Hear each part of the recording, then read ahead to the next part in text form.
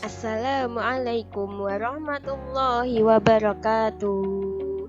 Alhamdulillahirabbil alamin.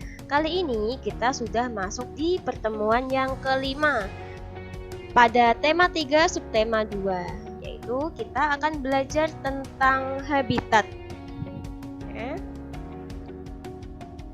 Baik, sebelum kita mulai belajar pelajaran ini, let's say basmalah together. Bismillahirrahmanirrahim. Kali ini kita akan belajar muatan IPS, ya, yaitu mengidentifikasi karakteristik tempat hidup hewan dan pengaruh keadaan alam terhadap kehidupan hewan, serta menjelaskan pemanfaatan sumber daya alam hewan untuk kesejahteraan masyarakat di lingkungan sekitar. Baik, selanjutnya kita masuk pada materi.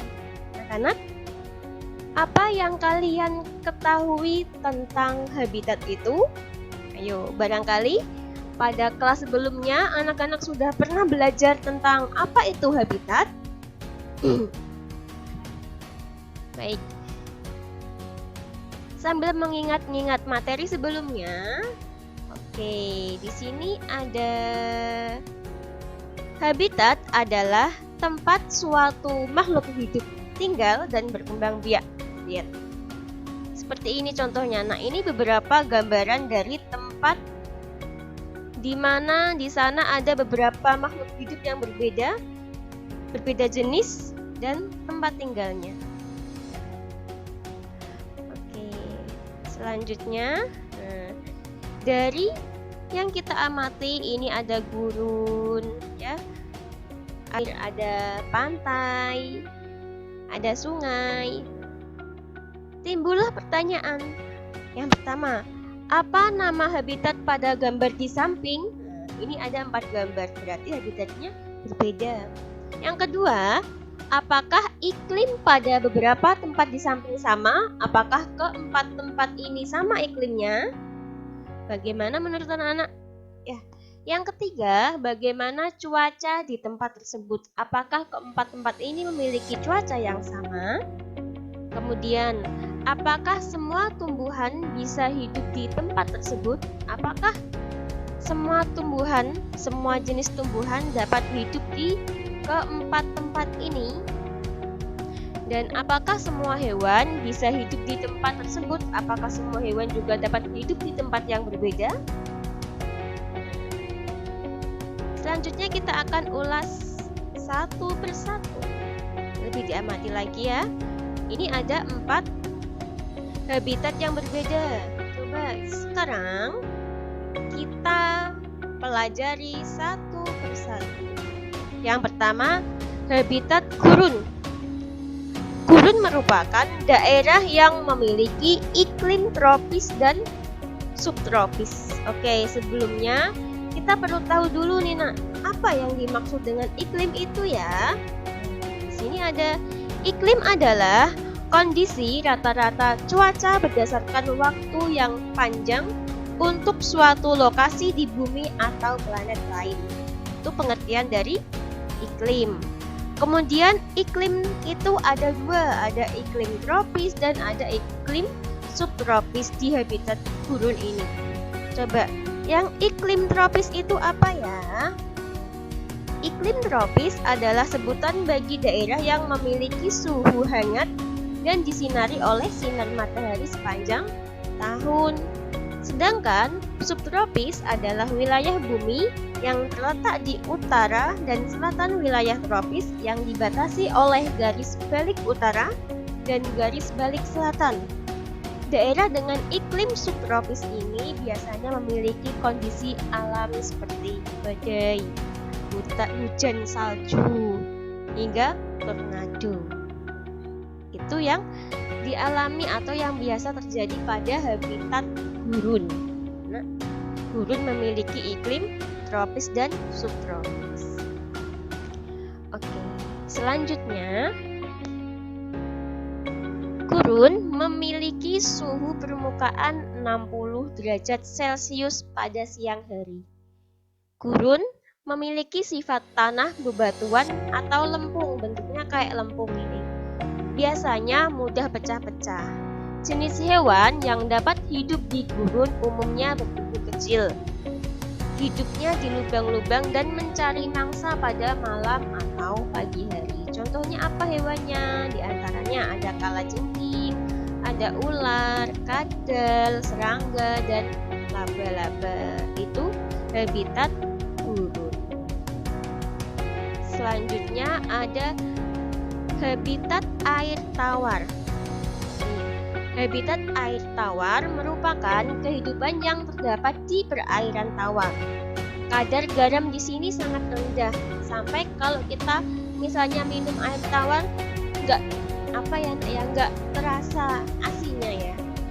Habitat air tawar meliputi sungai, kolam, danau, dan rawa. Ini salah satu contohnya, contoh habitat air tawar. Adapun jenis hewan yang hidup di sini yaitu aneka jenis ikan tawar seperti mujair, ikan mas, gurame, dan sebagainya. Itu habitat air tawar. Selanjutnya ada habitat pantai. Ini anak-anak sambil melihat dan semuanya pasti sudah tahu apa itu pantai. Ya. Pantai itu kemarin kita sudah pernah belajar ya, kalau pantai ada perbatasan dari laut dan daratan. Habitat pantai merupakan habitat yang dipengaruhi oleh pasang surut air laut. Organisme pada pantai harus mempunyai adaptasi terhadap terpaan gelombang. Banyak hewan seperti cacing dan remis pemakan suspensi serta Crustacea pemangsa membenamkan dirinya di dalam pasir atau lumpur. Nah, ini anak-anak seperti ini yang namanya remis ya. Remis adalah sekelompok kerang-kerangan kecil yang hidup di dasar perairan. Anak-anak pasti tidak asing dengan bentuk-bentuk remis ya. Atau mungkin semuanya sudah pernah tahu. Seperti ini. Kalian pasti tahu kerang-kerangan ya. Oke, selanjutnya hewan di habitat ini akan mengambil makanan ketika air pasang. Sedangkan hewan lain seperti kepiting dan burung pantai adalah pemakan bangkai atau pemakan organisme lain. Jenis hewan yang ada di pantai itu misalnya ada udang. Ini remis tadi ya nak ya, seperti ini bentuknya. Itu hanya contoh-contohnya saja. Oke, selanjutnya yang keempat ada habitat padang rumput. Padang rumput atau yang sering disebut dengan sabana memiliki ciri banyak ditemukannya rumput yang diselingi semak-semak atau rumpun pohon rendah. Biasanya terjadi pada musim kemarau panjang. Jenis hewan yang banyak ditemui di sini yaitu ada hewan herbivora. Apa itu? Yaitu hewan pemakan tumbuhan seperti sapi, kelinci, serangga, dan berbagai jenis burung. Dan contoh hewan-hewan lain yang makanannya tumbuhan. Ya. Oke. Apa ya selanjutnya? Kira-kira kita akan membahas tentang apa? Tentang sumber daya alam hewani. Oke. Sumber daya alam itu ada yang alami dan ada yang hewan. Kali ini kita akan fokus belajar tentang sumber daya alam hewani. Apa itu? Sumber daya alam hewani merupakan sumber daya alam yang dapat diperbarui selama hewan masih dapat berkembang biak. Maka populasi hewan itu akan tetap ada. Dan hewan itu dibedakan menjadi 3, yaitu ada hewan liar, ada hewan peliharaan, dan hewan ternak. Oke, selanjutnya apa sih manfaat sumber daya alam hewani bagi manusia khususnya? Banyak sekali anak ya manfaat hewan itu untuk kita semua. Salah satunya yaitu sumber makanan manusia. Ya, sumber makan jelas sekali ya. Banyak sekali hewan-hewan halal yang dapat kita konsumsi dengan baik dan menyehatkan tubuh kita. Ini salah satu beberapa contohnya. Kemudian peternakan. Kita tahu nak ya, peternakan tempat dibuat oleh manusia untuk membudidayakan hewan. Jadi peternakan itu ada 3 bagian, ya. Ada peternakan untuk hewan-hewan besar, ada peternakan untuk hewan-hewan kecil, ada peternakan untuk unggas. Kalau peternakan untuk hewan-hewan besar itu contohnya untuk mengembangbiakkan misalnya sapi, kerbau, dan kuda. Tapi kalau peternakan hewan kecil itu misalnya kambing, biri-biri, atau domba. Adapun kalau unggas itu ada ayam, itik, maupun burung. Kemudian manfaat lain yaitu perikanan, ya. Perikanan.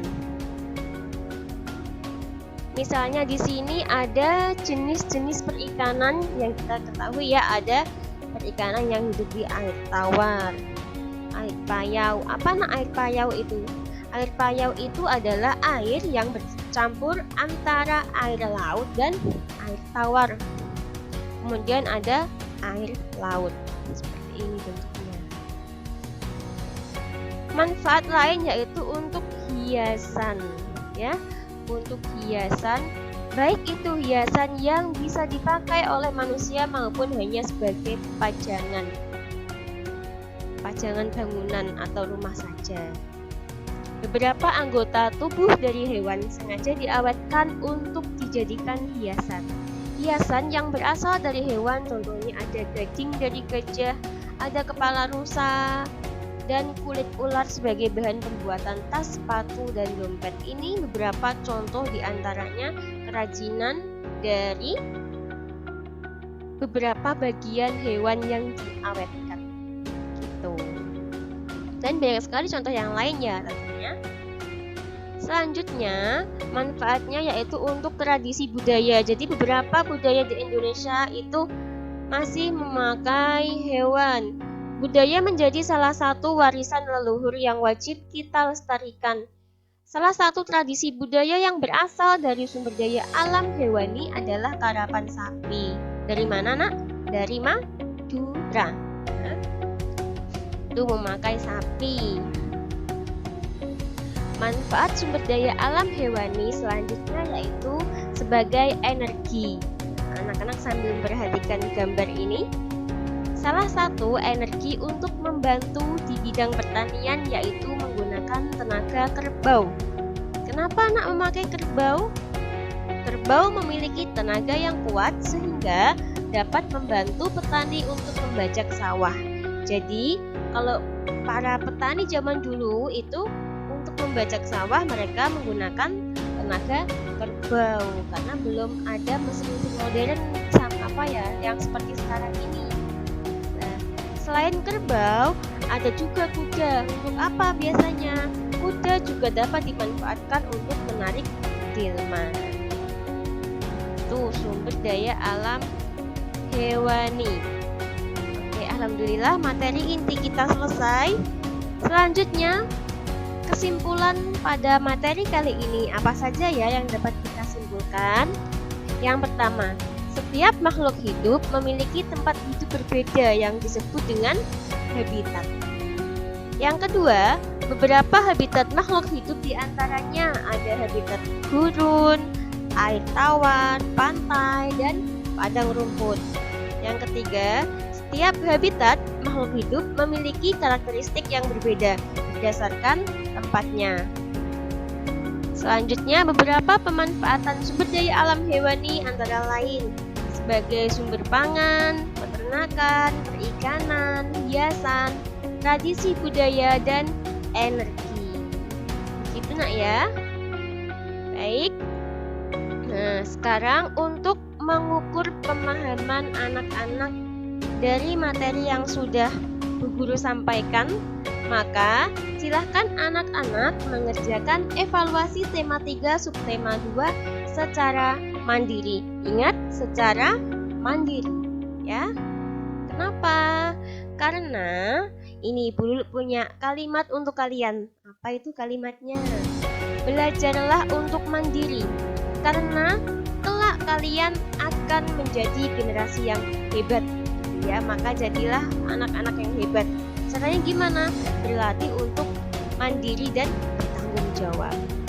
Baik, semoga yang Bu Guru sampaikan pada pertemuan kali ini bermanfaat untuk anak-anak semua. Mari kita akhiri pelajaran kali ini dengan membaca hamdalah dan doa kafaratul majlis. Alhamdulillahirabbil alamin. Subhanakallahumma wa bihamdik asyhadu an la ilaha illa anta astaghfiruka wa atubu ilaik. Wassalamualaikum warahmatullahi wabarakatuh.